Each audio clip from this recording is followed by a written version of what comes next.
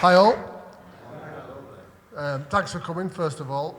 Probably should start with, Akil has just told you a little bit of background about how we ended up here. Last year, though, some of you may or may not have been in and around this stage with me, we had Ellery Hanley. I think what happened there was I asked the first question and then we finished an hour and a half later. Although I kept asking that question, he still didn't answer it. So yes, Akil and I did have a chat about what might come following this. I have to say, I did come up with this idea, and having been through it, obviously I know these two gentlemen anyway. I know them as a fan, I know them as kind of within my role as well. I've come across them in different guises. But having been through their respective playing careers again in the last couple of days, just to make sure I knew what I was doing,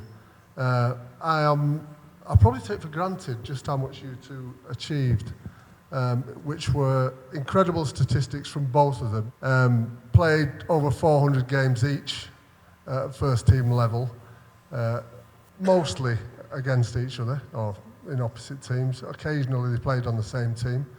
They won between them certainly every domestic honour that was available, and really what they achieved in their careers is not really surpassed by many people at all, especially in their positions as prop forwards, which is clearly a very unforgiving position. So I want to thank these two to start with for coming on this stage, because it's a fantastic effort for them to come. In addition to that, clearly there were some question marks about whether they were going to come on a stage together, so I'm very, very grateful that they did. There was, clearly they've got a bit of history between them, so it's brilliant that they've done that. So I think my opening gambit really is a big thanks to them for making this happen.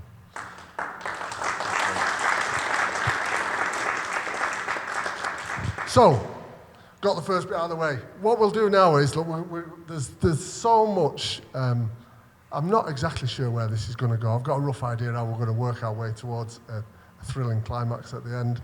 Well, I'll ask them, clearly they're not scared of anybody, so we can't say that, but who would be the most fearsome player they've ever played on a field with? And I'll put it as played on a field with, because they may have been in your team or not. And the best player that they've ever played on a field with. So I'm just going to let that float for you. You can give it some thought. I was getting really worried then when you said it was going to be an hour long and work up to a climax. That's never happened before in my life. That's the climax. We've no young gears in here, have we? So I've never worked for an hour in my life. Give me an answer to that. Well, that's what the coffee's for. So that's where we're going to end up. Hopefully we'll end up, and they'll have thought about it and they'll give us an answer. But to start with, let's start right back where these two started playing their respective careers. I'm always really keen to promote the community game, and rugby players do not just appear in the colours of Bradford Bulls or Leeds Rhinos without having had a history of how they got there. And for the purpose of this exercise, by the way, Barrie is going to be son of Leeds and Stuart is going to be son of Bradford. So that's, I know you played for flirted with other clubs, I should say, but we'll stick with that as it is. So, Stuart, Illingworth, Rugby League club. How did you get there? How was it? I didn't play a lot of rugby as a kid, so it's surprising that, I was fortunate to achieve a lot, but I didn't actually start playing until I was 15. So most think, oh no, because, people are passionate about rugby league, we're passionate about it, and a lot of people are, and most of those, particularly the fans that have played it and loved it since they've been little kids. And so they're surprised when they say, what do you mean? They're like, well, I didn't start playing until I was sort of 15. And that was due to both my brothers did play for Bradford. One was Bradford Northern. But before that, my middle brother, James, he's 6'6", so he's the biggest one, but I'm the smallest one. I'm the youngest. And he was at Illingworth. And so just by chance, I just went up there with him, followed him kind of to Illingworth. And that's where it kind of all started for me. I played for the under-15s, but the main team was my brother's team, my brother James's team, and that was sort of the under-18s. And I was under-15 at that time, but I followed him up there, started playing for the 18s, and then I went to the 15s as well. And it's kind of a theme, unfortunately, that I've kept kind of followed him everywhere he went, because he then went to Bradford Bulls. Who followed him there? Me. And then each time I've kind of followed him there and surpassed kind of what, where he wanted to be, and surpassed him. And I think he's just thought, just leave me alone. Stop following me. it was never anything kind of in a bad way. It just happened that way.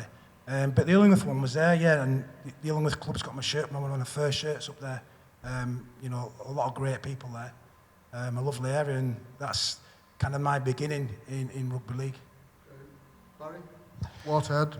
Yeah, I started probably, started at school, so my dad was a footballer, but a very active man, and, you know, big, not so much council estate, but a lot of areas where we had fields and just sort of took a football or a rugby ball or a cricket bat and ball, and we just played all day. So I played a little bit of everything at my primary school. But as I went into junior school, and when I went to senior school, I met a mate whose dad was at Saddleworth Rangers. I spent 12 or 18 months at Saddleworth Rangers, but when my mate stopped playing, the nearest club to me was Waterhead, and I joined them as a sort of full-back, hooker, loose forward, scrum half. I could do a little bit of everything, but when I started 15, 16, 17, got on the building sites, started to eat my mum and dad out of house and home, and big Irish Catholic family, so big Irish stock, a full family of women feeders, so started to get a bit bigger.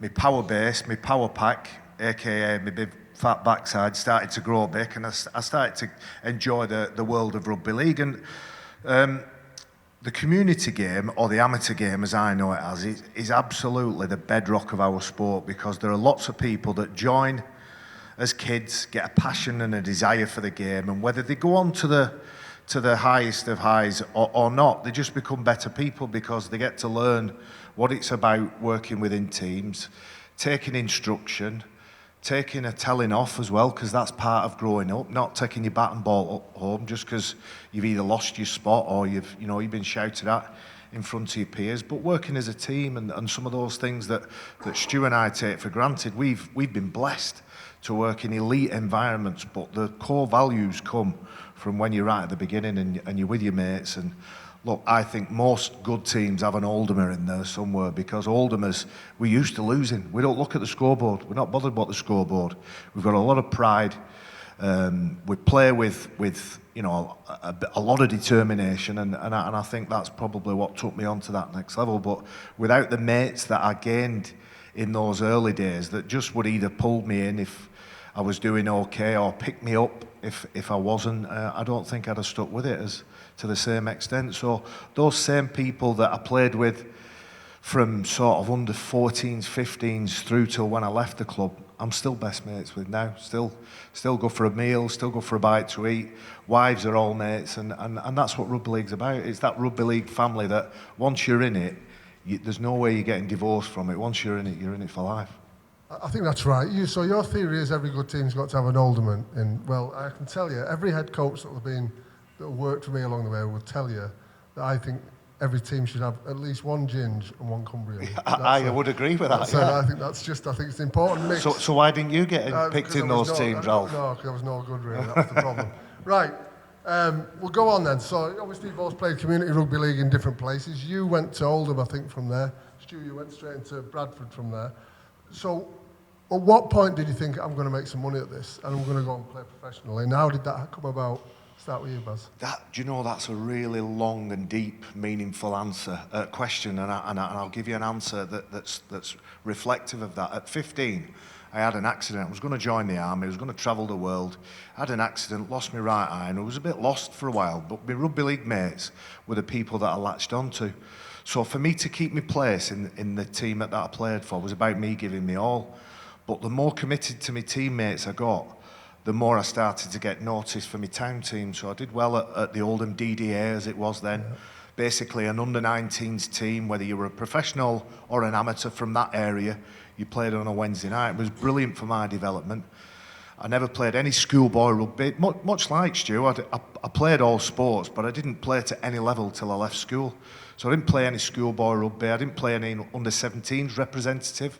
It was at the last minute. So a short history lesson of how it worked back then is 16, 17, you could sign as a professional player. A lot of people, when they were any good, got a little sweetener, and then they signed on their 17th birthday, but I was nowhere to be seen back then.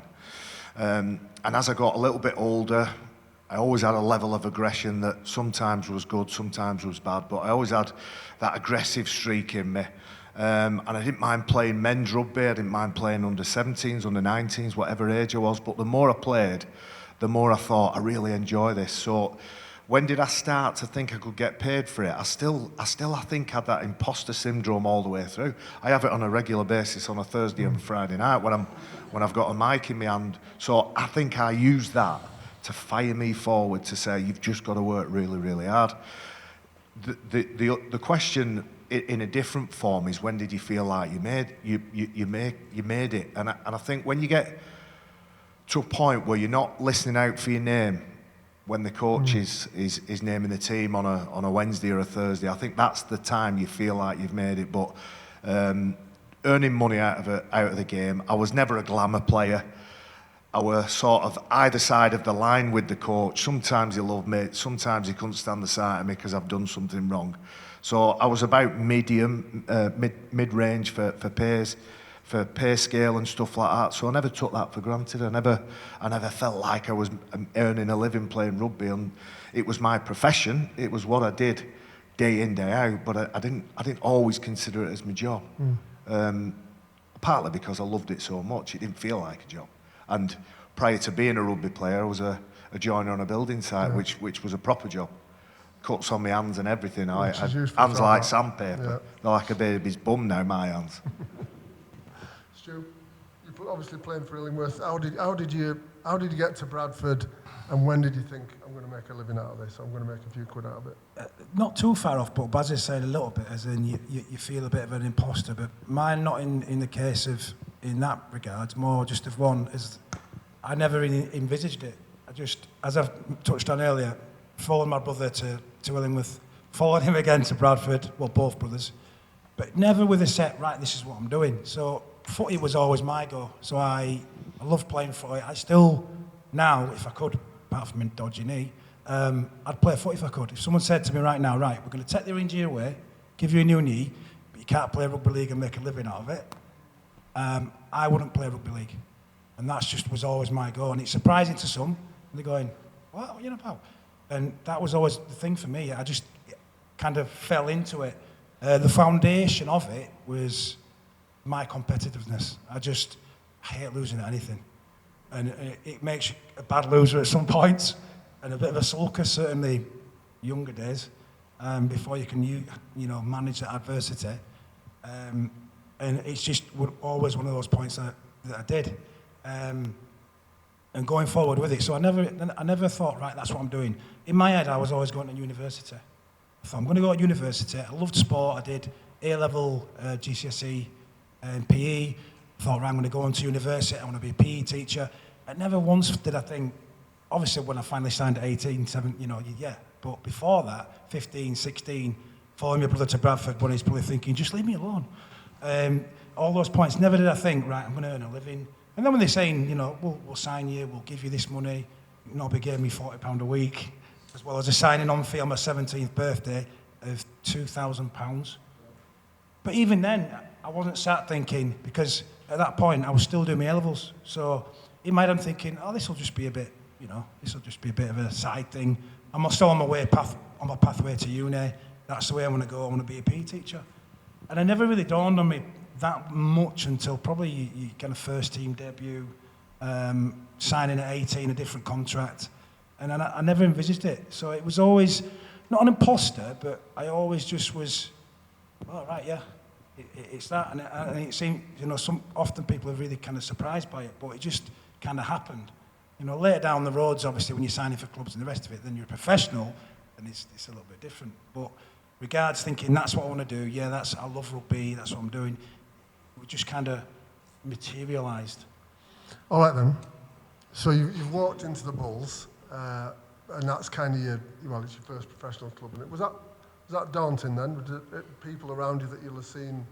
Well, no, because this is it. I didn't follow Rugby League. So my brother Adam, the eldest one, he's 53 now.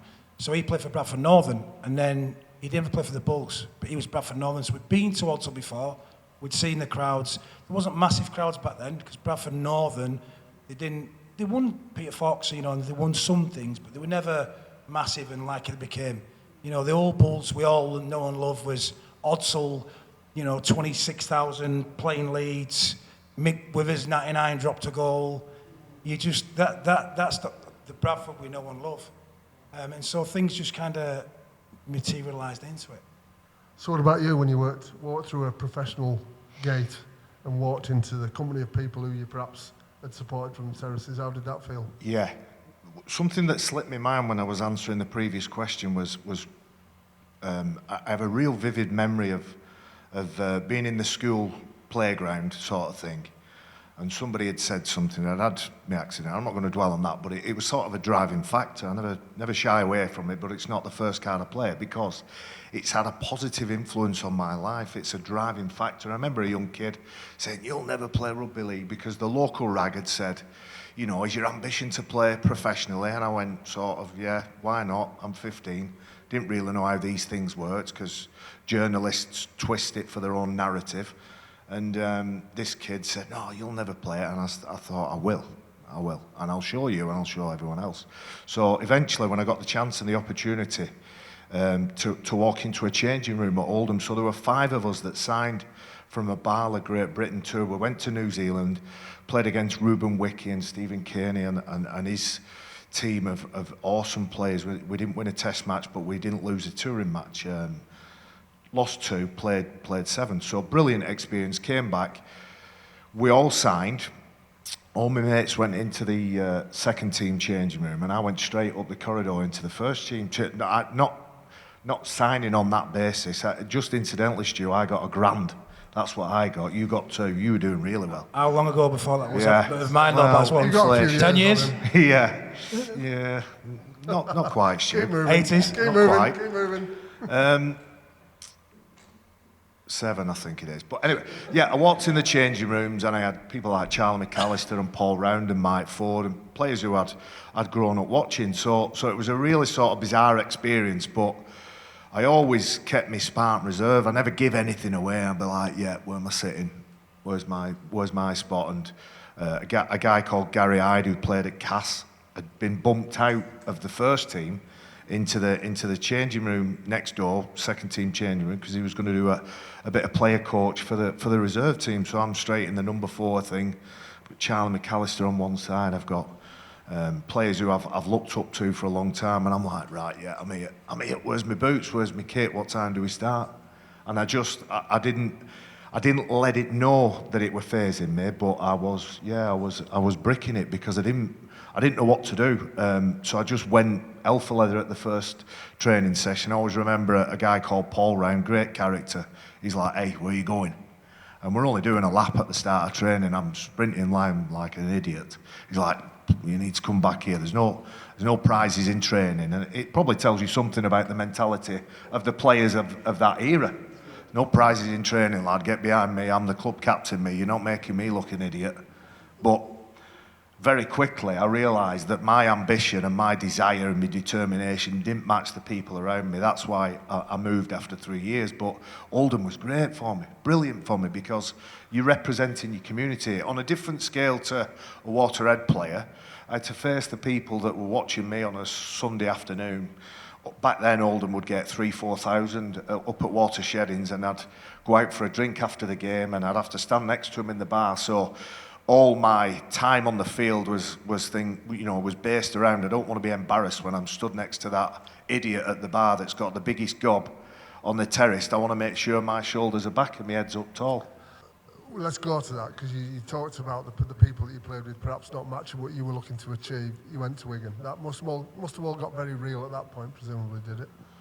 Definitely, yes. So I did 2 years in the second division. We got promoted and escaped relegation. And a hero and an idol of mine, Andy Goodway, was a player in his last year and then became the coach.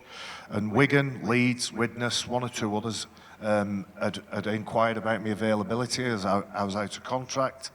And I looked at everything around. I wanted to be a one-club man, but I realised if I wanted to win things, represent my country, go on, go on a great journey with Rugby League, I needed to spread my wings a little bit.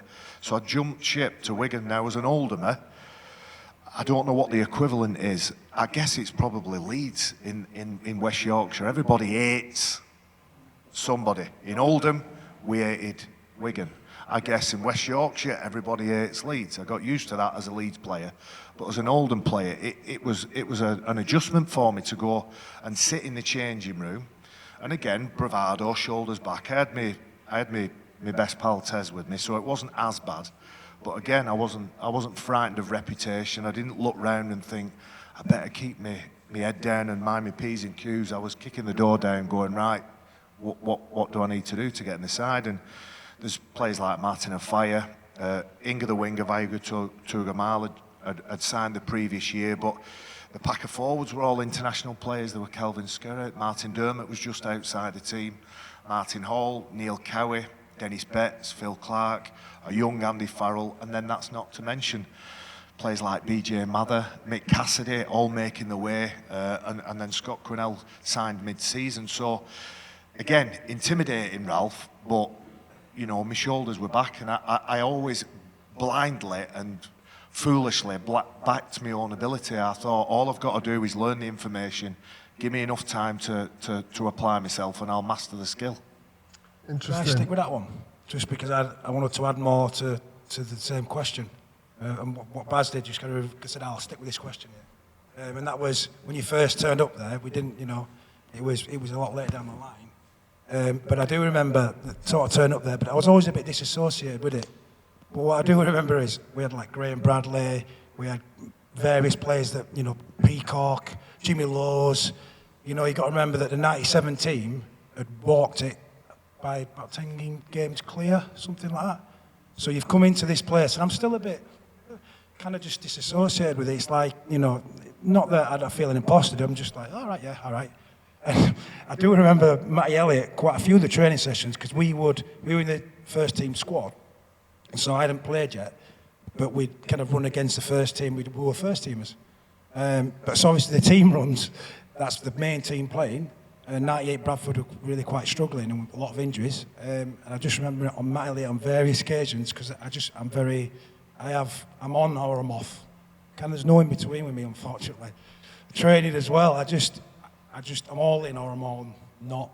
And so I just remember on numerous occasions, I'd be screaming out of line, and these first teamers were playing, and I was just like a young lad, and I wasn't even playing, as in that weekend, and I'd be trying to take the kicker out, to put pressure on. Not thinking I'm going to injure him, but I was so set, and I'm a bit one-dimensional sometimes. I've got something in my mind, I'm doing it. And that was it. And I could just remember Matty Elliott screaming out, Stewie!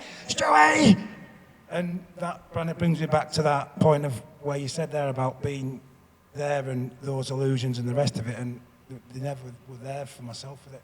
Well, so first team debut for you then, Stu. Where was it? Daunted by that at all, or just, as you said, that's what got on with?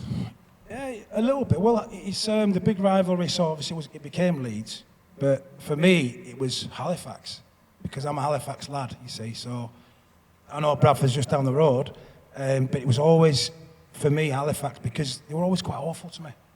I never actually played for Halifax, but they treat me like, like someone who goes from Leeds to Bradford. They get booed forever, don't they? Whoa, it's a passion, it's a tribe, isn't it? Bradfordians are tribal. Leeds people are tribal, aren't they? They love Leeds, everything Leeds. Bradfordians love everything Bradford. And so it was... I lost my point there. Yes, that was it. So it was Halifax that I played against in my first team debut. But Halifax had treated me like that, but I never really looked at Halifax like that. I always looked at Leeds for my kind of big team I wanted to play against.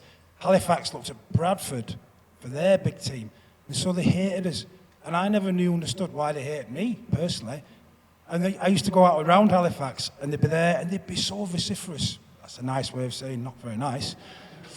Very rude. And I'd get it all the time, and I'd be like, listen. And the ironic part was that one of their coach then, I had an option to go to Halifax, and I went training for Halifax while I was actually at Bradford, as in I hadn't signed at Bradford. So someone had said to me, come down to Halifax, and we'll see. And I was actually training at Bradford. This is just before I signed in 96 in my 17th birthday. And someone had asked me down, and I thought, I love Bradford. My brother's there, the older players there, Tom Rhodes, one back then. I thought, I'll go down. So I went down to the training session. And then I never went back. But no one asked me back. I didn't get any feedback from it. But he said to me, I can remember later him coming out in the papers when I was playing well for Bradford and saying, oh, we didn't want him and all the rest of it. Tony Anderson. Yes, Tony Anderson. Okay, interesting. Right. Come back to you again, Baz. The move across the Pennines. How did that come about? I'll give you the clean version because we are mindful of our surroundings. Cleanish. It didn't work out for me at Wigan for a variety of reasons, probably self-inflicted. Having gone from a part-time environment, my mates were the lads that I played with. I either was in the team or not on the Sunday, but I was expected to spend some time on a Sunday evening, around the social side of rugby, a few drinks. We'd have work on Sunday morning, so we didn't get into too much trouble because you were always sort of on that treadmill of training, playing, work all the time. It was like bang, bang, bang, bang. I went to Wigan, and I wasn't paid a lot of money, but I had probably the equivalent of what my wages were as a joiner at the time, and I wasn't working. I was doing 2 hours a day, so I got myself in a bit of trouble.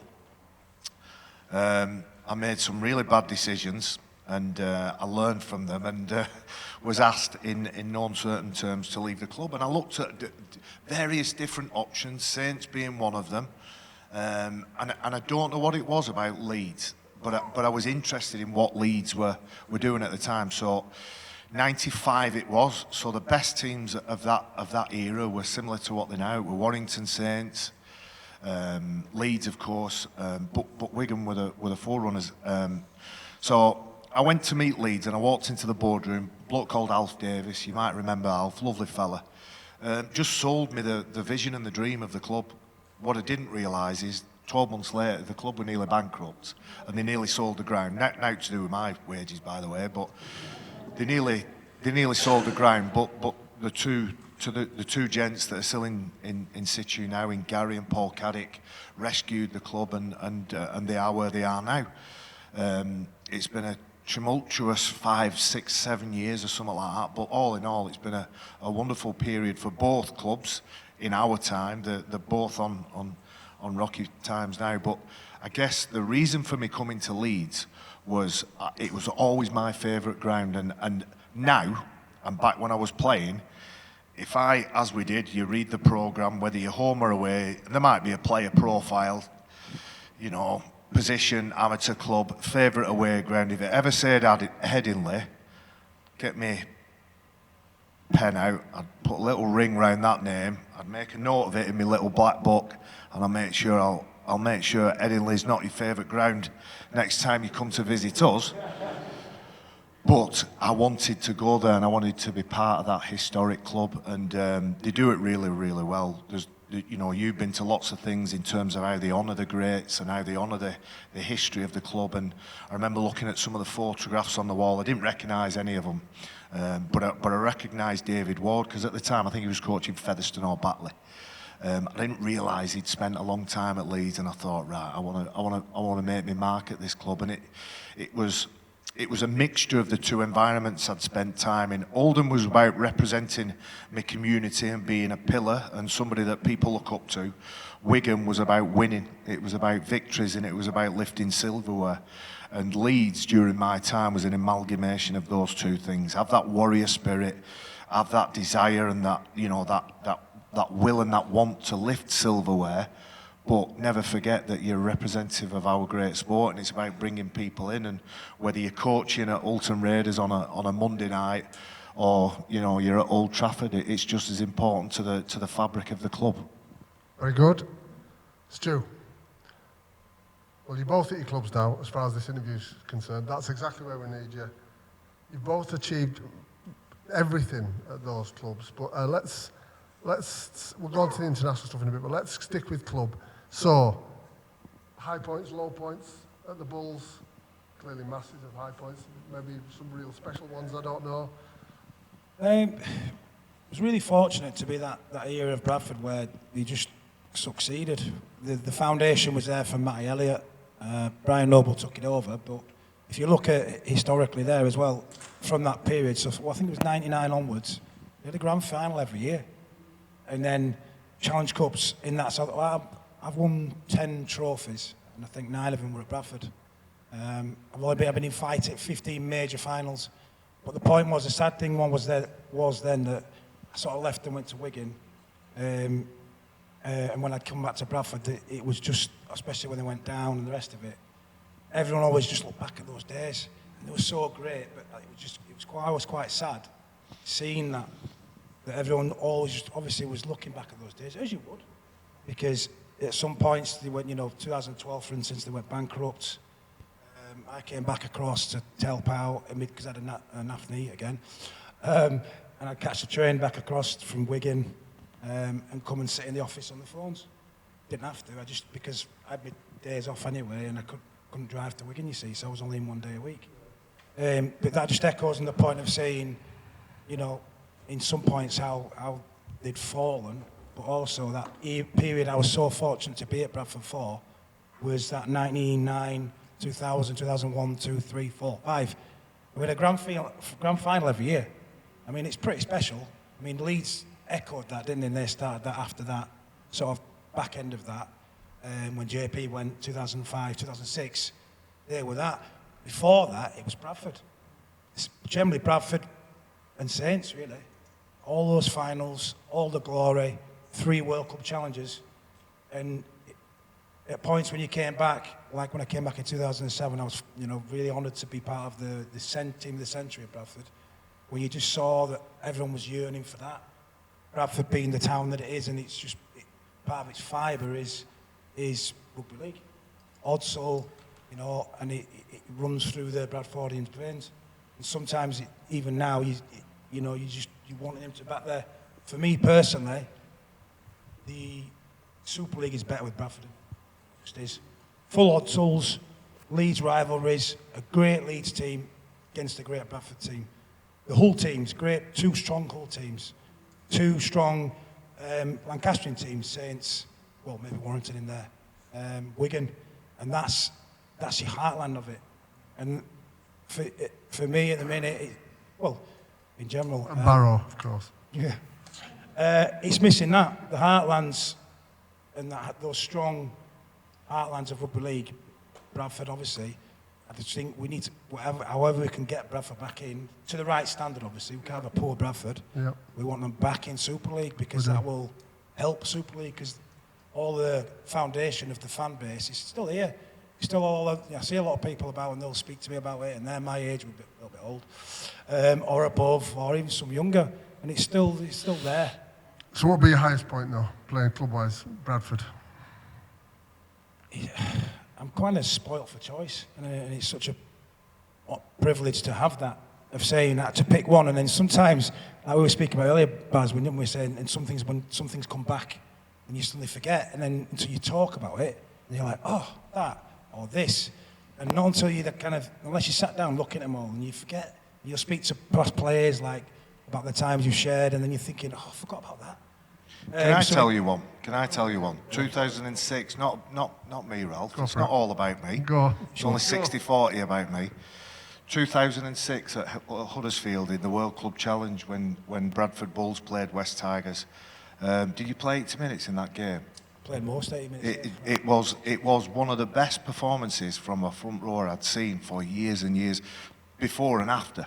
And I think 2006, around about that time, you were at your absolute pomp there. How old would you have been then? Just turned 26, yeah. And I'd got best international forward in the Test Series. That's 2005. Right. Yeah. It was funny, and the reason I remember it is I went with my son's team. We bought some tickets. I just bought tickets. I didn't know where. In fact, Bradie, my mate, who was the Bull man, wasn't it? Bull boy. Bull man, Ronnie the Rhino, all that kind of stuff. Bradie bought some tickets for the entire team. We had a great day, and as soon as I walked where I was sitting, I realised I was in the Bradford end. So I can hear the... Did you leave? Yeah, well, I was like sitting down thinking, I'll just keep me quiet, I'll just keep my head down here. It was a great game, loved it. And whatever happens in them World Club challenges, it's about the Brits beating the Aussies. Anything to beat the Aussies, I'm always... Even if I have to purge myself and support Bradford, I'll do it against the Aussies. But on this occasion, you must have got man of the match because Stu's gone off, he's done an interview, some of the Bradford fans have gone, we're all sat waiting because we're all on a coach, so we're in no rush. Marcus Barrie, who played at Bradford the previous year, was playing at Bradford. My son and a few of the lads were like trying to wave at him because Marky B was a great fella. And as Stu has done his interview, he's run at the back of the sticks, run right up to where these Ganga shirts were, Waterhead shirts, applauded everybody and sort of went like that. He won't remember, he's gone like that and gone like that. And I think he's giving the thumbs up to the kids, but of course all the Bradford fans all around are all going, he's waving at him, he's even giving him a thumbs up. But No, he's not. No, he's not. So, we'll come back, don't worry. Leeds, all the honours, all the big days you had, what were the real standout occasions for you? Whenever we beat Bradford. Yeah. My absolute favourite game, I don't know whether you played in this, Stu, and obviously you're playing the big games, and the big games are brilliant, but they're not always enjoyable, are they, Stu? You're nervous, you're tense, and it's just a case of relief at the end of big finals. But the semi-final that we played at Huddersfield, a lot of the games that we're going to talk about are at Huddersfield, but we played the semi-final, 1999. The pack at the time that Bradford had, there were the awesome foursome, and there were a couple of back rowers, and Austin Doniger, big Aussie, number 11. Yeah, Jed. Jed Doniger. Jed Doniger, my memory's worse than yours. Anyway, just a real good physical contest, and we'd played in 2 finals prior to that. Lost both of them. On the third one, we won. We got to Wembley and we played London, which in itself was a great occasion because my son was mascot. But whenever I think about what was my favourite time on a field, it was that one, and it was just great atmosphere. Saturday afternoon, lovely day, a real seesawing affair with the game itself. Yestin was in his prime. Yestin was in that phase where he started the game at fullback. Came into the second half and got pushed up to half-back, and Darryl Powell was there. It was just a really good balanced team, and we were all really good mates. We in the days where you could celebrate your victories, we celebrated, and we had a real good night that night. It was one of my favourite nights, one of my favourite afternoons. I think it was a Sunday actually, not a Saturday. One of my favourite nights, favourite afternoons, and I just loved it. And everything from that point was always, well, that's what I know we can do. When you know, 99, I retired as a Rhinos player at the end of 2005, and everything was either a version of that game or a version of my Great Britain debut in '94 when I played against Australia, when Ellery was my coach, actually. Yeah. I do have a favourite. I've thought about it. Go on. Put some thought to it. Did you hear the clock ticking? The crunching. So I've come to it, 2005. Particularly, the main reason for that was because in 2005 we'd had quite a lot of adversity in the club, and what I mean is mid-season I think we were 5th. We'd been beaten by Widnes at home. We weren't achieving anywhere. I mean, they were like 10th or something, and it just got worse and worse and worse this season. And I can remember we turned around, and I've still got the picture at home. Was JP organised a team do a fancy dress. Before that, it was literally just, we were just getting hammered every week. We got beat at Valley Parade. We got beat at home by someone, I can't remember who it was. It might, like I said, Widnes. Got beat, get away, got smashed by someone else. And every day after each game we were coming in, and it was just awful. And we kind of jagged it and just started getting a bit of momentum back. But 12 games prior to the grand final, we won, I think, away at Leeds. And it started from there. We beat Leeds. I don't think so. You only beat us once in 2005, but it was at the big dance, so we'll forgive you. I think of all my teams, I think I've got about an 80-odd% win against Leeds. It was bound to start at some point. Huddersfield. Keep going. Huddersfield. I'm going to open up the Wigan, soil in a minute. And Bradford. even when the teams were really struggling, like Bradford, like Wigan were, when Nobby after originally, we always just seemed to beat Leeds. I think that happened for a lot of teams because Leeds were the big team. But when I was at Wigan, when we were really struggling, we always seemed to beat Leeds. Huddersfield, when I was there just before the knee, we beat Leeds. And Bradford again. But again, if you're a big giant and they succeeded, you're going to get that. Even the teams which are not performing raise the game and bring it to you. Right, well, it is time we open up the sauce. I think we're at the right place now. So, you say sauce? Saw is what I said. So clearly you've come onto the scene, Barry's established. You've seen him play, you probably know what to expect to an extent, and you meet for the first time on a field. Thoughts? I can't remember exactly what happened that game, but how did all this start? How did this rivalry, we'll call it, start? I'll start with mine and then if Barrie can go. I know, there'll be two different versions of this, I guarantee this. Somewhere in the middle is the truth. Yeah. Keep that camera on. So I would have played against you, Baz, in '98, because Bradford were really struggling. It was the year me and Deeks made our debuts. JP actually got sent to Australia, because at that point, Matty Elliott didn't feel he was good enough to play first team, so we actually sent him, he went to Wollongong. He had not the best of times, after I spoke to JP a lot about it. So JP had gone to Australia.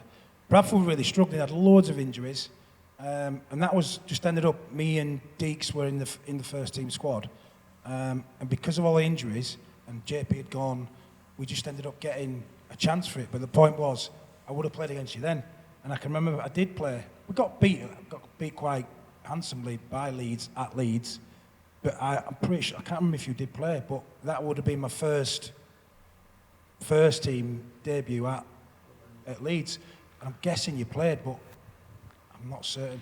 So first time you really noticed him, we'll keep going here. First time you thought, there's something on here, what's going on? And also, I mean, it's not just a single thing about Baz now, and everyone does make it about me and Baz and saying it's me and Baz and it's this thing we had and all the rest of it. And the play, it got built up. But it started with me and Baz carried it on. But it was just Baz, so I can remember sort of early days, Matty Elliott, because there was numerous players. I did have quite a unique style. So, these days I would have gone up the pan. I used to use the knee a little bit, but it wasn't anything, intentionally trying to hurt people. Just a strange, weird way I had of running. First time you played him, yes, and it was Niggly. Yes. And it's just a strange way. So it wasn't about the Baz part. I'm saying it was a number of players that was taking my head off. So Matty Elliott, I remember going in the press and saying, "This is out of order." This people were just. I was getting a lot of eye shots, partially due to my running style, but Baz was in there as well. But it wasn't just Baz. And Matty Elliott went into the press for about 2 years running, saying this is disgraceful. He's getting eye shot after eye shot. Some bad ones as well. Some off Baz. I can remember a bad one from Matautia. Dealer. Yeah. Proper clothesline me. I mean, he did clothesline a lot of players. The Rock would have been proud. Yeah, he did clothesline a lot of players, Veal and Matautia. And then Stuart Fielden came into your life. There were many Stuart Fieldens. I don't want to break your heart, Stu, but you weren't the first. There were literally, when people say that he had a girl in every port, I had a player in every team. And at the time of Bradford having the awesome foursome, I had 4 of them. And they were all as game as one another. Big Joe, my God, he was like a barn door. He was all elbows and knees. And the only place you could hit him was round his chops because everything else were covered up. But I remember, and it's not till you've said it then, because people always ask me, I can't remember. Because, like I said, I've gone through 15, 16 years of most weeks, most games, there'd be somebody who'd be my personal project. Yeah. I just enjoyed Stu being my personal project a bit more than everyone else. But I remember us reading the Matthew Elliott, you've got to leave this kid alone, and we were all like, I don't think so. I don't think so. Because there's no special treatment for anybody. And I think as I've sort of analysed your career or my career and you look at it, the different things, and listen, I'll say this, I don't regret, no offence, I don't regret anything, Stuart. I wouldn't change anything, I would do it exactly the same. But I think there was an overlap of how it was when I played and when I was brought into the game to, I'm a believer that you play in 2022, you'd be just as influential playing the same style as you played when you were in your pomp. I'd have to change a little bit because I'd spend more time talking in the suites and the private boxes before matches than getting my boots laced up. But when I first joined the game, it were proper men, proper. You know, there were very few games. As I said, my first 2 years were in the second division. If the touch judge didn't see it, then it didn't happen. And scrums in them days, there was headbutts, knees, second row was throwing them through, and you had to survive. So, as I said, when I joined that era, and when I joined that Oldham side, I knew I'd have to get my nose bloodied a couple of occasions, but fundamentally what I had to do was let people know that if you were going to bloody my nose, I was going to bloody yours. So fast forward. I think you may have bloodied a few noses first. Get your retaliation in first. That was my philosophy then, because nobody's taking liberties with me when I was 18 and 19. I didn't care whether they were 35 or 25. You know, if you were my dance partner for the game, you know, we were having a tango. So that's just the way it is. But I think reflecting on our little relationship there, I loved it. I really enjoyed it, and I knew it brought out the best in me, and it most of the time, I suspect it brought out the best in Stu, and most of the time, he played his best stuff because he was worried about what was going on around him. What's your take on that, Stu? I wouldn't say I was worried.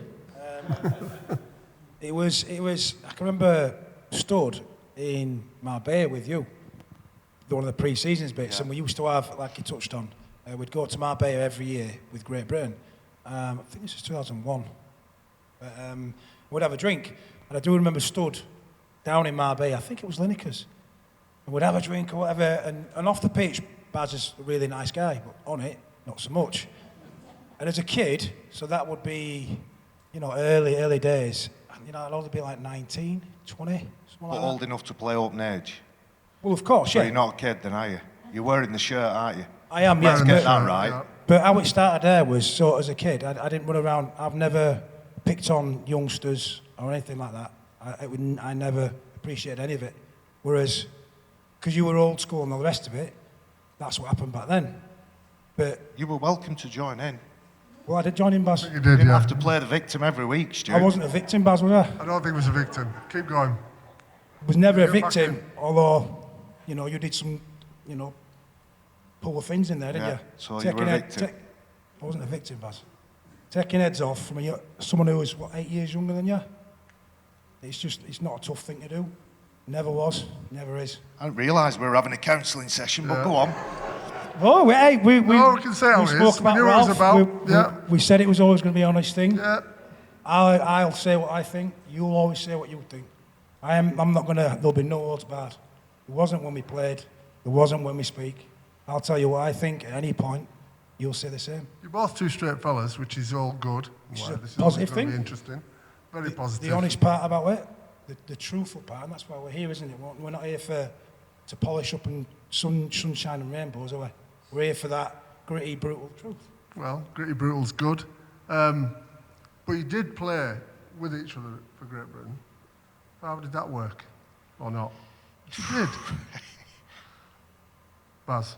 So, I would never want to get to know Stuart because immediately when I get to know him, then I think actually I better put the sword and the shield and the spear away because I need to play with him. So, for at least 2 or 3 of those Great Britain times we were together, there weren't much exchange, was there? There wasn't much talking. And I purposely wanted it that way, but the minute we had a couple of conversations. Who was the coach, Nobby? No, David Waite. And David Waite put us in a room together in La Manga.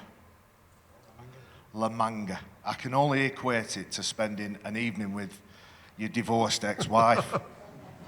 Because I was grabbing the remote and I was switching on the telly, and if I'd finished with the telly, I was chucking the remote on the side table. But yeah, it's one of those things, and it was unique for its time, and it just doesn't happen now. Presumably, Waitie's thinking was, put you together and you'll be all sweetness we and didn't light. speak when we were in the same room either. Stu? Just give us the question with it. Well, there isn't really a question, I suppose. How did it work or not work for you when you were playing together for Great Britain?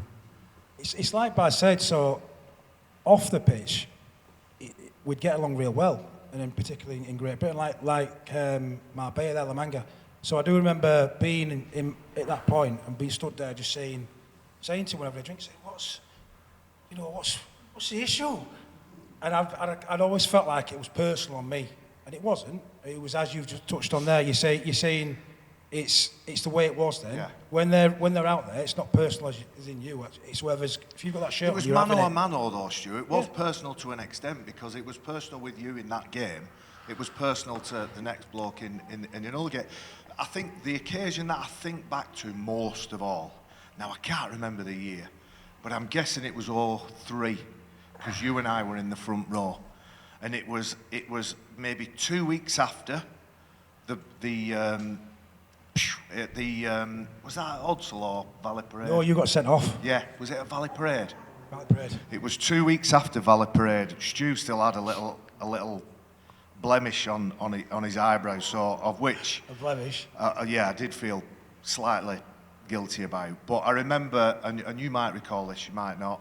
We were at Kirkstall training ground, and I remember thinking, I'm just going to have to dampen this down. I remember coming up to you and saying, look, we are where we are with the club stuff, but we need to be, we need to have a working relationship, because more than likely we're going to be playing in Great Britain shirts together. And we sort of reluctantly shook hands like this. Give me your hand, Ralph. Oh, go on. Go on, even better. Go like that. All right, is that all right? And we shook hands and we walked away. So that, I think, was one of those where we sort of, that's it. Nothing gained, nothing given. I still had a face out there. Yeah, you did. I can tell you, I was, as Barrie would tell you, I was the Irish team manager for 5 years in amongst all this. 97 to 2002, clearly there was a quarter-final played at Headingley, Ireland versus England. We had, from the camp point of view, Baz didn't know this, but from a camp point of view, we'd have team meetings every morning with the management team. We would discuss how on earth we were going to keep Barrie on the field for that quarter-final. Every day, we had team psychologists feeding in to that group, and we had people that were around Barrie, hopefully dropping the right message. The physio was in on it, the doctor was in on it, anyone was around, just trying to keep him chilled. Didn't work at all, not at all, because how far in the game was that? 15 minutes? Not far. Yeah. No. It wasn't pretty. Second stint, so it'd have been sort of 30, 35 minutes. Wasn't pretty, was it, that one? No. I do feel bad about that one, actually, I do. He were bad on that one. Yeah. It was a bad one. He's on YouTube, you can see it. It still. was. I do feel bad about that. But there are mitigating circumstances. I broke my thumb in the game before and had an injection in my thumb. So every time I caught the ball, you sort of taught to keep your eyes on the ball, watch it into your hands, and then, but when you get to an elite level, you can do things without looking. You've got that, that learned practice skill that you don't have to look. But in this game, every time I caught the ball, I had to look because I couldn't feel my hand. So I'm going to say that I couldn't feel my hand, my arm, my elbow, my shoulder, and that's why we're flopping about all over the place. Well, I can tell you... Nobody's buying it, are they? I can tell you that night, because I was hoping to go out for a few drinks with everybody, but I couldn't, because I was given the VHS videotape to go back and try and work up a defence, because it was disciplinary. Insanity was the first one, wasn't it? Disciplinary was the next morning then. So Bad childhood. You lot all went, oh, that's exactly what happened. I said to him, I'll meet you on the steps of Redhall the next day, which he did. He was looking rough, it's fair to say. He'd had a good night out. He said, what's the defence? And I said, the best I can come up with is broken childhood. It was a shocker. It was a shocker. And Barrie said, what should I say? I said, just say nothing. Say nothing. And I can't remember who the judge was. It might have been Peter Wrigglesworth. Anyway, so I did my spiel, which was pitiful. Pitiful. There was no defence for it, really. And at the end, the judge said, does anybody else want to say anything? And then he went, yeah, actually, Judge, I will say something. I thought, oh, here we go. And he said this. He said, look, he don't like me. I don't like him. That's just the way it is. But to be fair, he doesn't whinge when I belt him, and neither do I. And that was it. And then we went out and said, how do you think we do? I think we're going to do badly. I got a one-match ban, which Gordon Bennett, I had a suitcase packed with me. I thought I was getting sent to Armley Prison. But Stu, great game in that semi-final. Chased Kevin Campion down, sort of 10 or 15 minutes into the second half. And if I'm not mistaken, you got man of the match that game. I did. You're welcome. What they didn't do, see, Baz, was that he'd run past me. So did you miss the tackle, did you? Somehow, I can remember the footage, and then obviously the Sky things, and I can remember I was quite nervous, and I was getting interviewed after. I can just remember saying, and they were saying, oh yeah, and all the rest of it, and I'm thinking, oh, I missed the tackle. But I can just remember saying, and it was Sky interviewing me, BBC, and they said, and I just went, oh, and they said, well, we're chasing him now. I just ran my bollocks off, and that's on Sky. Yeah. And obviously, literally, they're like, yeah. Well, it's on the Bradford Literary Arts Festival now as well. It's still the footage is out there, but literally on camera was just that adrenaline, the rest of it. It was a brilliant tournament, that. I know I'm sidetracking slightly. First time as a player in a World Cup, 2000. We were based in Ireland for a lot of it, where we were a mixture of Belfast and Dublin, and again, being of Irish stock and Irish heritage, just in my element. We went up to the Galvackie Road, did we? Yeah, we did. Yeah, we had a look at all that stuff, and just, for me, Rugby League has given me that broadening of horizons that I wanted from the forces. That was my main reason, getting out there and seeing what was outside the borders of Oldham and Lancashire and Manchester and the rest of it. But wonderful tournament. We've got a great opportunity this year. Might not be working on it, so I'm hoping to be cadging some free tickets, Ralph. We'll see how the rest of the interview goes. And going and watching some great games of rugby. We've got, I'm guessing everybody's either a Bradford or a Rugby League fan. We've just had a raft of rugby games over the weekend. If that don't whet your appetite, it's fantastic, nothing will. Fantastic. Yeah. Right, we're going to go 2 high points now. Well, 2 interesting points. We're going to talk about the truth behind Stuart's move to Wigan, which I'm interested to know about. And then we're going to go back to actually the career highlight for Barrie, which he didn't mention, which is his hat-trick. Scored a hat-trick? Yeah. I've never scored a hat-trick. I did, for Ulverston under 11s. You can't say it has to be professional in first team. You can't go it is under 16s.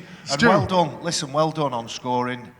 Hat-trick in the under 11s for Ulverston. Thank you. Unfortunately, you were 24 years of age, though, Ralph. I was the size of a 24-year-old.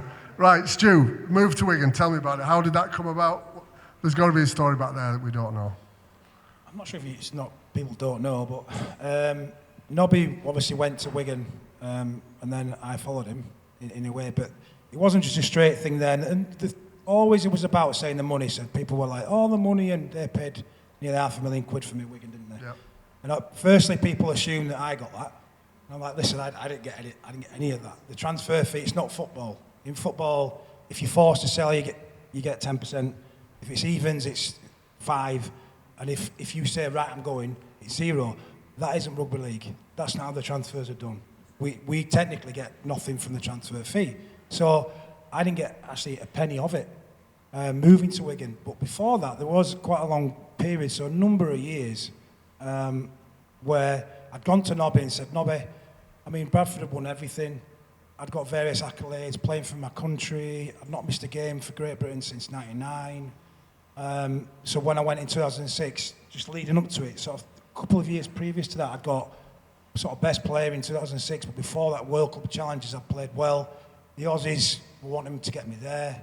At one point, they were trying to swap me for Moz, Roosters, and all the rest of it. Yeah. You went to Wigan to keep him up, basically. That was it, wasn't it? That was Nobby's goal. Yeah. Dave Whelan was the man who put the money behind it. But leading up to leaving, like I said, I'd said to Nobby and Bradford, can I leave, please? And Nobby said to me every year, pretty much the same thing. You can, if you get someone to replace you of the same calibre. So it has to be a like for like. Kind of currently at that point, weren't that many about, and even the ones which were, they're not going to be out of contract. So Moz would have been one, considering at those points I'd been playing 80 minutes for Great Britain, been playing pretty well for Bradford. I'd been, just at the top of my game. Yeah. And so he'd said, right, you can get it, but we have to get a like for like. And so the honest bit was, when I was saying to Nobby, well, I'm feeling a bit stale. We've won everything. I love Bradford and I've been here since I was 16, signed at 17, but I'm feeling I want to go somewhere else. And it was actually Oz. But Nobby knew this, and he knew, and I also knew at that point there wasn't really anywhere getting out of the contract. Not that I didn't ever not love Bradford. I didn't leave Bradford because of Bradford. I left because I just felt kind of done everything. So it worked for you? It did, yeah. But Nobby knew this, and when he went to Bradford, obviously, that's when they came up with the almost the £500,000 because he knew I was trying to get out. The Aussies at that point, they didn't have the £4.5 million they've got now. Comparison, if you convert it, so they didn't have the big massive money to pay. So Bradford would have demanded a massive fee, which they did, and it was 445,000, which at the point was the world record. But the Aussies just couldn't pay it back then. I mean, now, of course, $9 million, dollars is about 4.6 million, comparatively to 1.85 million. So he knew, and then he was speaking to me at Pits when he was at Wigan, and I would go and meet him, and he knew that was kind of my only way, not way out, because I always loved Bradford, and I still went back there for 2012 and went round there and saw my rings to try and keep them up and things like that. So it was always part of me, but it was my journey, and I felt I needed to leave for me, and Aussie wasn't an option, unfortunately, because I would have loved to play in Oz. So the only real option if I wanted to leave Bradford, and really didn't want to leave Bradford, but I wanted the experience of somewhere else. And it worked out all and right. The Aussie one wasn't. It did work out the first year, Wigan, but after that, not until 2010, there was a real kind of the worst points of my life. After my mum died, I was on tour, amazing stuff. As much as that was such an amazing win, I got it rammed down my throat forever. And someone as a sort of a proud alpha male, you're getting that thrown at you all the time. To compound with the Willie Mason stuff, even though that's the last game that any Great Britain team has won, ever. Yeah. So it's pretty awesome. And to say I got knocked out in it by a kind of a cheapie, really, and I got up and played 40 minutes in a test, and you've won in Australia. Yeah. But for me, as a proud kind of alpha male, I got it rammed down my throat forever. My mum had died, and I spent a number of years then, till about 2009, in the darkest place I've ever been. I'd used to drive to training at Wigan, crying some mornings. Just, I think anyone technically would have gone, he's depressed, he needs some help, some intervention, but we never really got it a little bit at Wigan. And that's the kind of era after that. And so there's all that bit in between. But the first bit going was when, they got the money in 2006. Wigan, I think when Nobby went, they were 12th, they were bottom. Yeah, right. So Radlinski came back, Dave Whelan paid the £500,000 for me, and then I think they'd won one game before I went, I think it's June the 20th or something like that. And then from then on, we won, I think we finished 6th. We just came just short. It wasn't just me. Nobby went, he was the main one, really, changing the systems, changing the belief, changing the coaching. But there was quite a few others as well. Danny Orr, Dobson, Radlinski. So, sometimes it's put across as, you went and that was, well, no, it wasn't. I was an element, an ingredient in that, shall we say. And then after that, really, it was, a really hard time for me. So I really, really struggled. Great Britain tour just didn't help. It was a nail in the coffin. Shouldn't have gone. I remember Nobby And Dave Waite, at one of the meetings prior to that, we used to have the get-togethers with Great Britain. We'd have at least every month, I think. I can remember them saying to me then, and Nobby knew I was really struggling. And him and Buxy, because Chris Brooks is the doctor, we love him. Baswell, anyone who knows him. I think he's still England doctor. He's still England, still Yeah, Wigan. and Wigan, He's the yeah. man. Yeah. But all the players love him. He's a counsellor, he's a doctor, he runs OP&E, he's like he's like a rugby god. And I can remember sat with him and Nobby, over at the hotel we used to have in near Oldham. Not Oldham, not far, Manchester, wasn't it? And me saying to him, I'm just struggling. And then talking around to going. And it was always a point after that I saw as certainly something they use as a crook to beat me with. So what I mean is, people you will get these in life, everyone does. People will always try and kick you when you're down. And it was open season. So for me, after the 2006 bit, particularly some Bradfordians a little bit, which I get, they were upset that I'd gone. I love Bradford, but I'd been there 10 years, and I left. And all the parts that kind of followed that, and that period up to it. How did you get yourself out of that, Stu? Yeah, I was just going to ask that. I struggled massively, so much so, like I said, I was driving to training crying. It also didn't help at Wigan, so I'll get it both ends. So Bradford, the home and the place that I love. Spent 10 years here, and that was taken at the time as well, because obviously I got slated in the press. Stu Duffy was a bit naughty, releasing words, and I saw him that year and years after that saying, still what you wrote then, Stu, I didn't say that. I didn't say I was going to Wigan for more money, and he put some things that weren't true. And I used that as a little bit of me of saying that, well, I was out of order. You can't, as you know, if you can't as a journalist, make things up. Now, of course, cut and pasting a little bit, I didn't say it. And so going forward with that and getting out of that, some dark days. So you kind of, the enemy, shall we say, on both sides. So the place I love, which is Bradford, and the team, I'm the enemy here, and I'm getting booed. And even at the parade for being in this team of the century, I think 2007, I got booed at Odsal, and it really, really hurt me, I'll be honest. So how did you dig out? Just stuck with it. And I also, all these years as well, that was never the point. They never used this one. So Bradford's at me there. Wigan, the team that paid £500,000 for me. And obviously, the first season when I went, everything's amazing. The Willie Mason stuff, but the injuries. So even that tour, really, various injuries. I played with so many different broken bones at Wigan in those years before 2010. I should have just got myself fit, but I didn't. And I was under the pressure from the Wiganers, and they were nasty. They were at me all the time, and I'm kind of got it from everywhere. Also, alongside of being probably depressed after my mum died, I was very close to my mum, and trying to dig out that, literally getting it from everywhere. So from Bradford, and then from Wigan as well. So almost being an enemy in their own ranks, if you shall we say, as in I was the enemy to them, but they weren't to me. But they just all kind of dove on and kicked me when I was down with it. Didn't get much help apart from the team, but the fans didn't. The Bradfordians, some still had that bitterness a little bit. Others didn't, and we just were like, well, you did your 10 years, but most were still a bit upset. And so both sides of it was just those 3 or 4 years before Wigan came back and Madge took over was some of the darkest points of my life.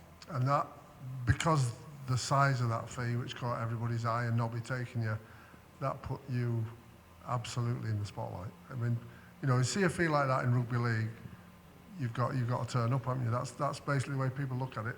That's the one, yeah. And the smart bit, and hindsight's great, and we all would have gone, oh yeah, I've done that, I would have bought those lottery numbers. But hindsight's great, isn't it? And I'm like Baz, and we've played God. We've done this ourselves, Baz, and we've played with so many different injections. I've played 12 weeks with broken thumb, 12 weeks with broken toes, 12 weeks with broken finger there, broken finger here, playing there. Baz has done the same, and you just do it. Particularly as raised in the 80s, the old man up stuff, you just crack on. there wasn't any counsellors and stuff like that really back then. Later days, when I was playing at Wigan, yeah, they brought that kind of in, but it wasn't. You just did it, and that attack on me was the pressure was myself as well as I will get myself out of this. I will do it, and each time of it, and it was over 4 years, but the injuries, and I should have just got myself right, but I didn't, and I wouldn't let go. Yeah. And because, and like you touched on there, the fee was the hammer they used to drive the nail in. Absolutely, yeah. Because they're saying, we paid half, you're this and the rest of it. And most of the games I shouldn't have been playing because I had so many injuries and I wouldn't not play. For instance, at least, like I said, at least 3 occasions in those years, 12 weeks where I couldn't train. They used to inject me, foam all sorts, fingers, just to play before the game. I did team run, which sometimes I'd get injected for, but the rest of it, I actually didn't even, those 3 periods, I didn't even train. As in, with the team, I couldn't do full contact because it was so painful, the different breaks. Well, I'm glad to say we've moved on from there, but it's a soberer. We knew it was going to be because we discussed it beforehand. What about you, Baz? You've had plenty of highs. Any lows in your career or just plain sailing?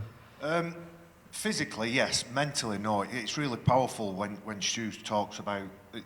It's often the off-field stuff that starts to seep through on-field. I guess when I broke my leg in 97, came back, fell out with the then coach Graham Merry and got shipped off to Bramley. Yeah. Was probably the lowest point. I had lots of little blips. But my formula was always pretty sound. I'd always work hard, get my head down, make the right sacrifices, make the right changes.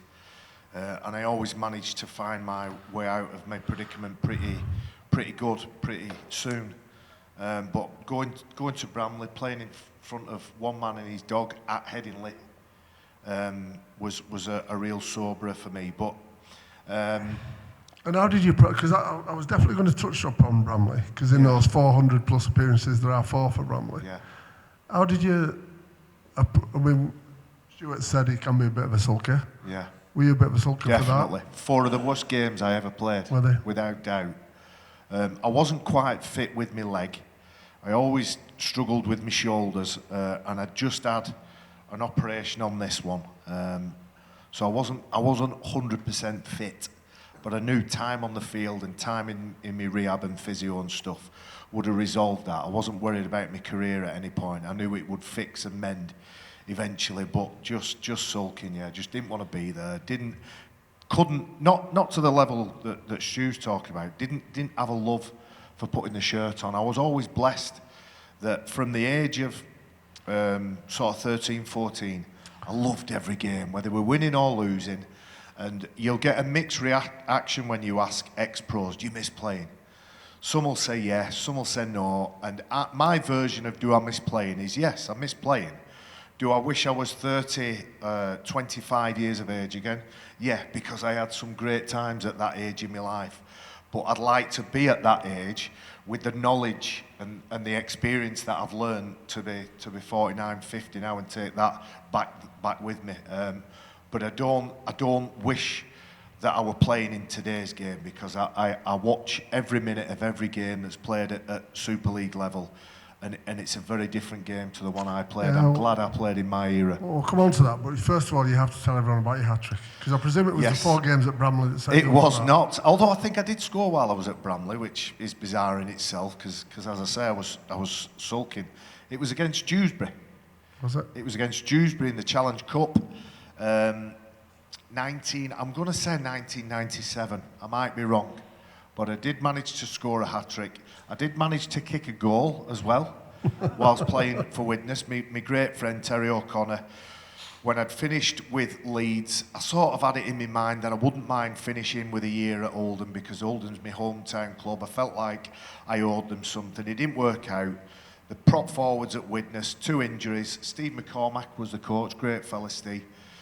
Said, come, do a shift for us. If it's not for you, we'll tear up your contract and you can get on your way. And I played 27, 28 games, loved it. But my favourite game was the last game of the regular season, we were playing against Halifax, funnily enough, Stu, playing against Halifax at Widnes before they had the 3G pitch. And Tez had scored more tries than me. Bearing in mind, I scored something like 55, 56 tries in 400 games, so I did all right getting over the try line. Tez had scored more than me. He scored 19 in his career. 19, and I think all of them were from that far out. So for him to be in front of me, he was like, yeah, can't believe we're going to finish the year and I'm in front of you in the try scoring. Anyway, we warmed up. He pinged his calf. I started the game. In that game, I was on 3, he was on 4. I scored 2 tries and kicked a goal and was giving it him. And I give it him on a regular basis, to be fair. That's one of the great pleasures in life I get. Yeah, so I was pretty good with tries. I don't know how and I don't know why, but I always manage to get over at least a couple of times every year. Good. Right, you mentioned it earlier. World Cup at the end of the year. Excited? Feeling good for it, Stuart? What do you think? Yeah, it's going to be exciting. What do you think of our team? How are you feeling? You know a lot of the boys, obviously. Yeah. You got some, the foundation there. You've got your Wiganers, the Warrington players in there, some good young talent as well. So I think it's hopeful. You always do have that fear, don't you, that it doesn't go that well, because the honest bit is the NRL is just the best league in the world, and currently now our best players go there. Is the honest bit, if they get a chance. It's hard for us to admit that as well, Stu, isn't it? We have to, but it's through gritted teeth. Yeah. It's hard for us to admit it. You can see, what happened. Where certainly, like you were touching on there, Baz, our era, we were certainly a lot nearer. And certainly since about 2012, the infiltration, the influx of the Aussies, which are the best players in the world, the Aussies, the Antipodeans, the Kiwis, Aussies, Islanders, they are, because it's their bread and butter. It's like football here, soccer, shall we say. Everyone plays it. So you've got a higher top. And that's just the hard point of saying that to them, saying, right, how you think what's going to happen? There's always that fear. Because since sort of 2012, unfortunately, Super League it is the sign of second division of the NRL. Because the players that used to come for the money, they're not now. Because you get 3 times to stay in Australia. So just look at it this way, from any Aussie player, you're in Sydney or Manly, which is Sydney, or Canberra's not nice, but Melbourne, all these amazing places, Brisbane. And you see some Aussies saying, oh, Mike, that's a bad Aussie accent. Oh, do you want to come and play in Bradford? As much as we love it, I do. St Helens, Wigan. And by the way, you're going to take a 3rd pay cut. And that's true. All of that's true. You're just not going to get it in the past that you will be. There's an experience, though, to the Antipodeans, the Pacifica nations. They love to come over here, and albeit we're not quite where we were in our day, where we were getting the top echelon of players, but we're unearthing some gems. And you look at Jackson Hastings now and the journey he's been on, and for me, when you talk about elite environments being at international level or at domestic level in club rugby league, you've got to have some really hungry kids who have an appetite and a desire to learn. You've got to have some hard-working, mid-range senior players who are willing to do the hard work, and then you need a sprinkling and maybe 3 or 4 players who have got absolute diamond X-factor quality. We're not too far off that, I don't think. And a ginger and a Cumbrian. And an Oldham lad. Look, I am not. I understand why you say that, Stuart, but I think we're producing some amazing talent. It's not, Ralph, it's not doom and gloom, though, because Baz kind of touched on it there, and that is that, because all that top echelon are not coming, taking all our money, you've got all the talent that's been allowed to develop in the grassroots that's come through to first team here. So now brilliant talent. You've got all the first team, the squad members, where in the past in our era, a lot generally Antipodeans, not always, but a good at least half would be that. Whereas now, it's not. So you've got all the youth that would go to us or various, he's getting a chance here. So you've got the youngsters coming through. And in actual fact, you've got the NRL crawling all over some of our teams at this moment to sign those players, because we've got some amazing talent. I've never seen Sean, he's just had 3 weeks in Australia, I've never seen him so convinced we're going to win at the end of the year, by the way. He's a just winner, absolutely Wayne, is. I understand. To the people outside Wigan, I understand why you would go for Wayne, because his desire, his commitment, he uses lots of phrases over and over again, which aren't because they're repetitive and the only things that he knows. They're his actual default settings, aren't they? Devil's in the detail. We've got to work hard. We've got to play tough, and we've got to unite as a team. And I think he's the perfect man. I think the only other one for me, and he's a mate of mine and Stu's, Brian McDermott. I think Brian McDermott's an amazing coach. Well, there's probably a cigarette paper in between them. Similarities between those two. Both crackers. That's the similarity. Both crackers is right. We need crackers for a World Cup. That's good. Most fearsome player. Yeah. That you've ever been on a pitch with, can be on your side or not. Does it have to Present be one? company, no, I'll give you a bit of flexibility on it. I'll give you two. Stu's going to get the same question as well. I'll give you two. So one is a player that I played against, and only probably a handful of times, and it was a guy called Quentin Pongi. I don't know whether you'd have played with him at your time. So anybody that don't recognise the name, I don't blame you, because he made his name as a Canberra player, Sydney Roosters player, but a New Zealand international, and he was a bit unhinged. He was probably, you know how they say rugby league players are temperamental. He was 50% temper and 50% mental, and his eyes were rolling most of the time in the game, and he just made grunts and noises and said things and shouted them randomly. And I think, if I'm honest, I feel like he did to me what I tried to do to others. Occasionally, the ball would pass past us, but most of the time we were just glaring at one another. So that's the bloke I think I had my most trouble with. I have had several players that have said to me that his body was made of concrete.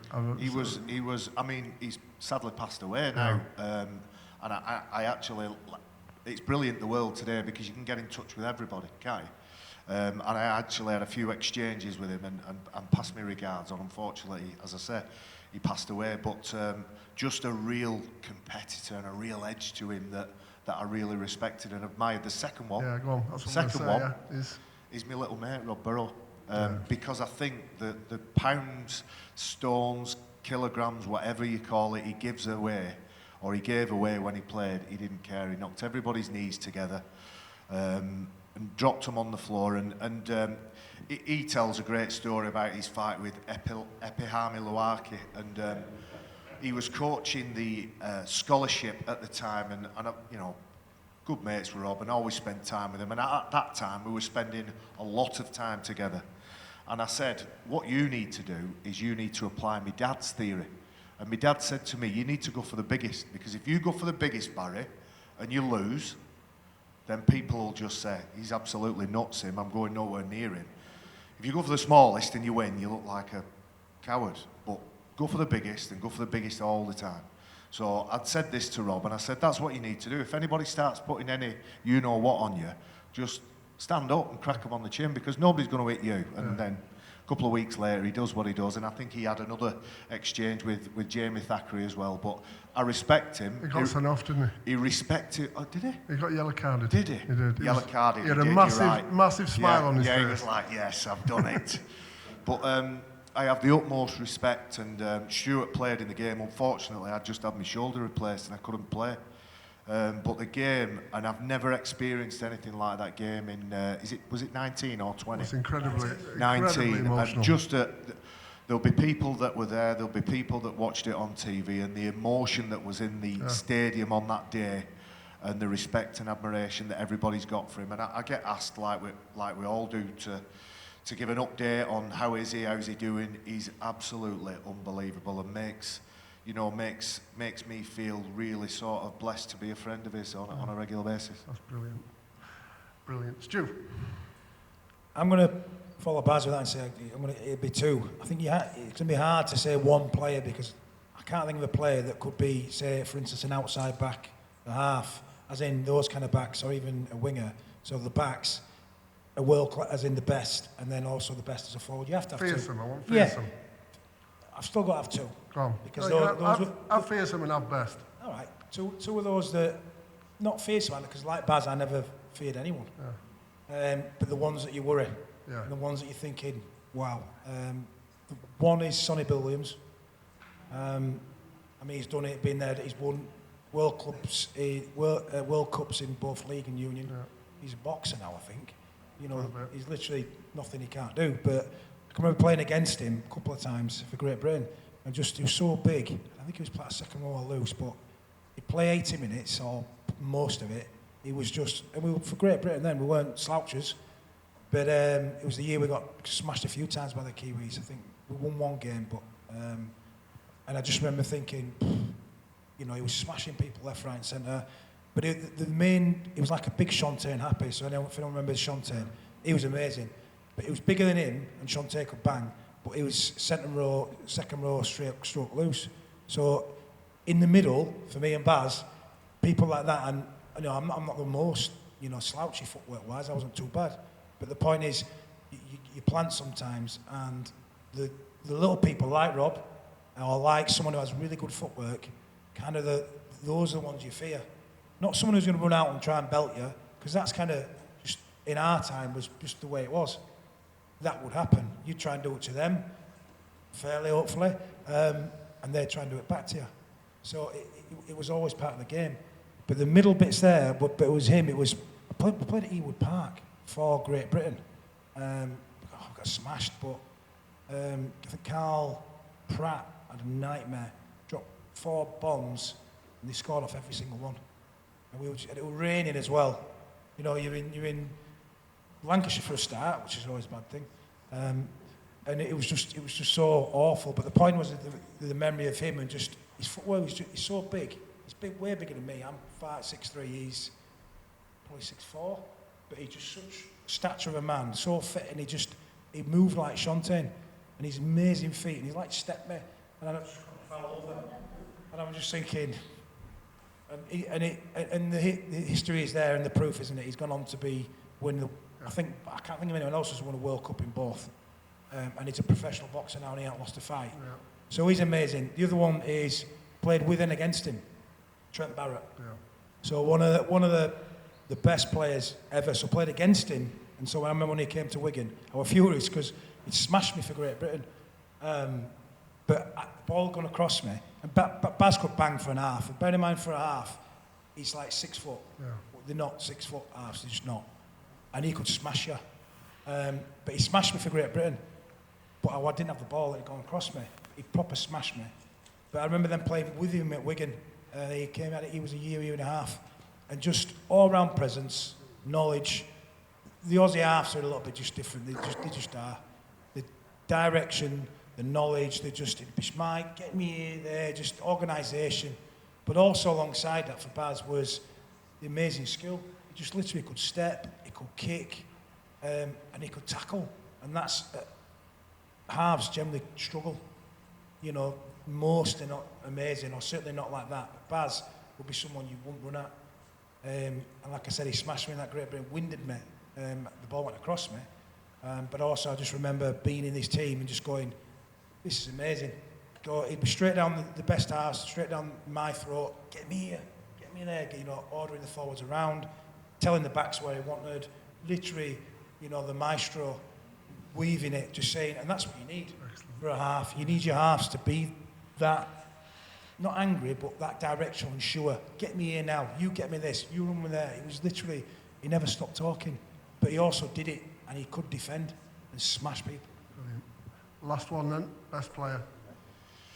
It always boils down to 2, so I'm going to go both. First one is Kevin, this is in no order, Kevin Sinfield, because of who he is, how he is, the way that he lives his life still, but the amount of hours that he put into learning the game and the sport, and he for me, is the most manufactured rugby league player I ever played with, because if there was something he didn't know, he'd work his socks off to learn it and then master it. So everyone knows Kev. I'm not going to linger on Kev, but the other one was perhaps just a little bit before Kevin. It was Andy Farrell, who was a triple threat, Faz. He could outthink you, he could outwork you, and if he wanted to, he could outfight you as well, because he had a desire and a spirit and a determination that I just respected. And I played with him early at Wigan, played against him most of the time.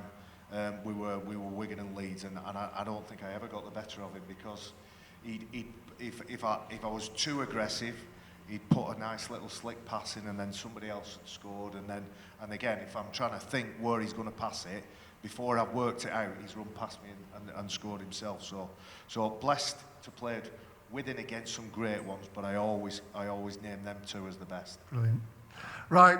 I thought that was brilliant, actually, from you both. Really respect you for everything that you said there. It was exactly the journey that I thought we were going to go on, which was great. I'm delighted that you're excited about the World Cup. You should all be excited about the World Cup at the end of the year as well. It will be brilliant. But I don't think we could have really asked any more from Baz and Stu tonight. So just thank you again. Thank you very much for making this happen. Really brilliant.